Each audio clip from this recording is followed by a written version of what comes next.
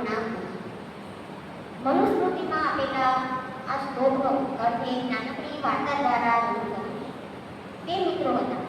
એમાંથી એક ખૂબ જ ધનવાન, મોટા ઘરમાં રહે, મોંઘા કપડાં પહેરે, સુખ સગવડોથી ભરેલું જીવન જીવે.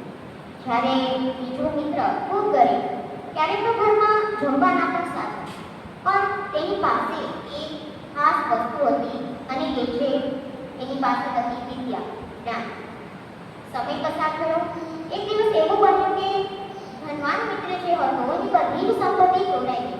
તે ખૂબ દુઃખી થયો કેમ કે તેની પાસે હવે કંઈ જ બાકી ન હતું. પણ પેલો ગરીબ મિત્ર, તેની પાસે ભલે પૈસા ન હતા પણ વિદ્યા હતી. પોતાની પાસે જે જ્ઞાન હતું, કૌશલ્ય હતું, તેના દ્વારા ધીરે ધીરે જ ખરું પણ માન મળ્યું, સન્માન મળ્યું, સફળતા મળી. તો ટૂંકમાં કહું તો વિદ્યા એ જ સાચું ધન છે. કારણ કે વિદ્યા માણસને જીવનમાં એક કંઈક કલ્યાણનો સંતોષ આપે છે, યશ આપે છે, તક આપે છે, તેમજ આપણામાં આપણું જે જીવન છે તે બદલવાની શક્તિ એ વિદ્યા ધરાવે છે.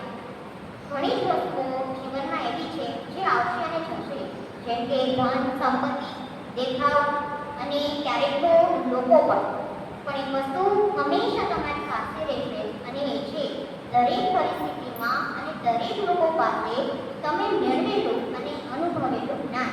Thank you so much.